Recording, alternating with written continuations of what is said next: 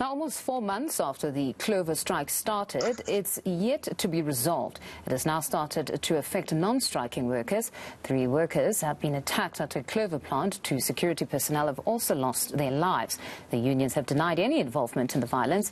Mametlwe Sebei from the General Industries Workers Union of South Africa joins us now to discuss just this. Good morning, Mametlwe, and thank you very much for your time. Now, we've been covering your protest since November last year, and it seems you guys are nowhere near any sort of a resolution. But in fact, the protests have now seemingly become violent with the loss of 2 lives, as I've stated just there. Where are you at this stage of your protests? Well, we are in negotiations with management of Clover and the involvement of the Department of Labour, led by the Minister of Labour himself. The discussion started on Sunday evening, and we had a meeting on Monday. Today we are continuing the meeting again with both management, the Minister of Labour, or at least his department, and the DTI. And I think there has been some movement, although it's not adequate, on issues that we think can be the basis for at least suspension of hostilities at this point in time. If we go back to the issues, this was merely an issue around restructuring or retrenchments at the time, if you remember, in November.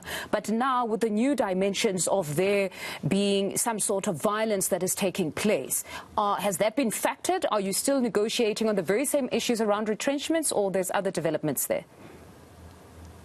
So there's been, remember that about 800 something workers were dismissed at the end of November.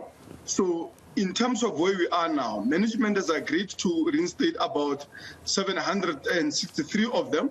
The issue is on what wages are they going to be reinstated. There is an offer that they can pay them the salary that they were earning up to 6 months, but beyond that they want to implement 2-year cuts. There is issue of CDDIP. Management has sent us a notice saying that relocation of CDDIP to Atlas will affect about 824 workers. They've reversed that. They are saying only about 9 workers should be affected. So there has been a movement in terms of job losses. And of course, we are still saying that workers that have been forced into voluntary severance packages, those workers need to be assisted in one or the other, because factory closures are what actually forced them into taking those packages in the first place. And that, however, we're saying that can be discussed as we go forward. Now, where we are now, there is an issue of salary increases as well, as you know. Management has, of course, said that they can now apply 4.5% wage increase to all the workers, which, remember, in the past they were saying would not apply to workers that they are saying are earning above market value. So at least there is a movement there. They are saying also that you guys have made serious inroads. I mean, just judging from where you come from, where people have now been reinstated, clearly there are gains there. So what is this talk of some sort of violence now? 2 lives lost, and some who are not striking are saying that they feel threatened, because I know that Clover has stated in one of the statements issued that, in fact, those that are currently striking are in the minority. And yes, I must state that numbers should not form basis as to whether some cause is legitimate or not. But the fact that it is a minority that is protesting, it means that here we've got a majority of people that do want to go to work that feel threatened. Is this the case? Firstly, I mean, I've seen their figures. They're saying 800 workers on strike. By that, they exclude 700 workers that they are saying are dismissed. Remember, there's an offer to reinstate them. They are not reinstated. They exclude about workers in the whole of Mbangeni that they've said they've dismissed because they couldn't testify to who banned attack there and so on. So it's certainly an understatement in terms of number of workers involved in a strike. Secondly, insofar as violence, we met on Sunday, I think all parties committed to a non-violent, disciplined and orderly protest. But I think we have also stated that responsibility for this violence lies squarely with management, right? They are the ones that have killed our members since last year when there were protests. Mr. Manaka died, I think around August or so. His brother was kidnapped days before that. They are the ones that have patrolled, bombed members. They are the ones that have, assaulted, stripping naked our shop stewards. And I think all of that took place. We supplied media with video footages of that on the day where Mr. Tech was killed event that we regret, and I think we've expressed ourselves sincerely on that question.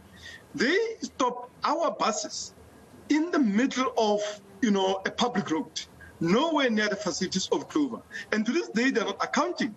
What is it that a private security of Clover was doing in our buses on a public road, nowhere near the facilities? And they are not also telling members of public that they detained those buses without any lawful authority. More than that, when our members refused to continue with their journey, they, intimidated, harassed them, shooting them with rubber bullets. Again, we supplied footages of that, including of our member who was shot more than 15 times, with rubber bullets on close range.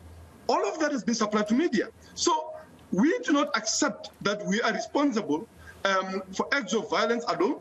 We do think that our members have been constantly brutalized in the most violent ways that is imaginable. That is over and above a violence that is perpetuated by this company through horrendous conditions of employment that they want to impose on our members. 1 van assistance instead of 2, compulsory work on public holidays, 20% wage cuts, in addition to factory closures, and of course,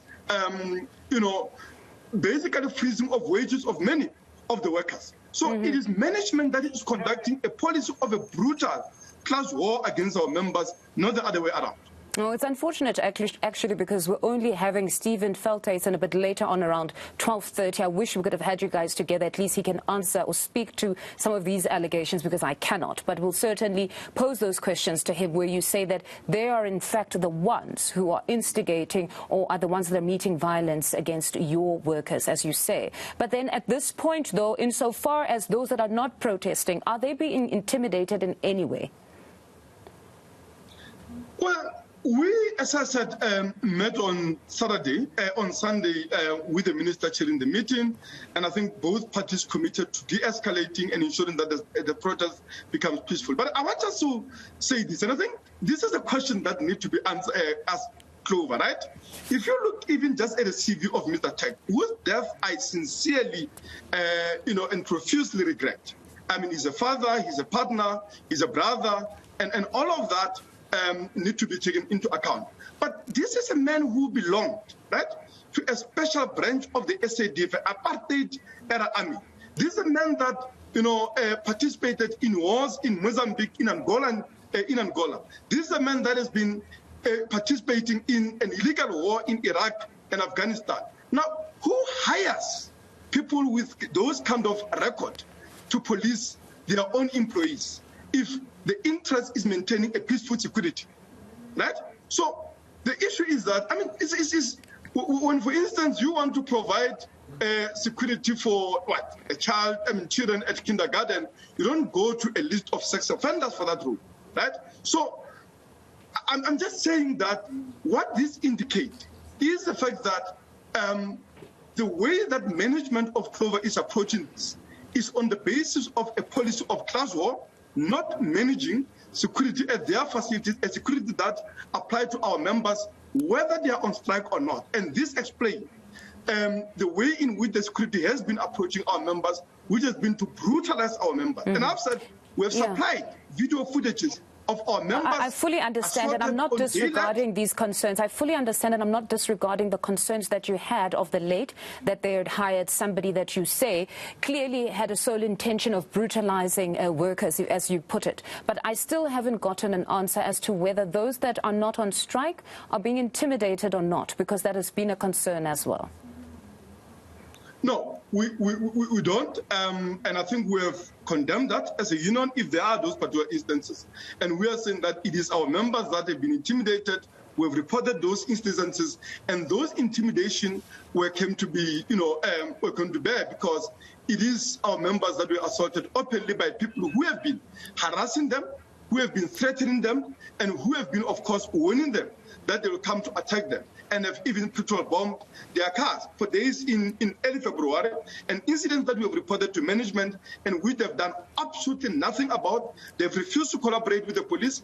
These workers and our members were assaulted inside the factory, the premises of Clover, and Clover has said they don't have video footages of that. When Clover, we know that, is having video recordings of every thing that is happening within their facility.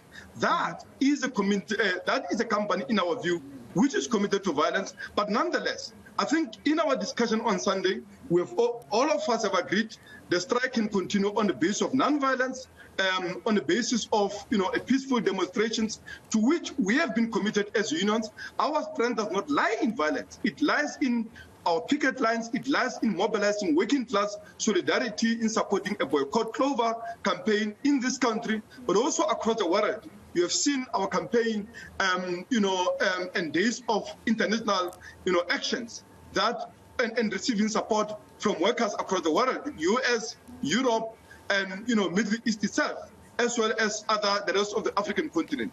That is where the strength of our campaign and solidarity actually lies, not in any acts of violence, and that's the reason we have absolutely no hesitation in distancing ourselves from those.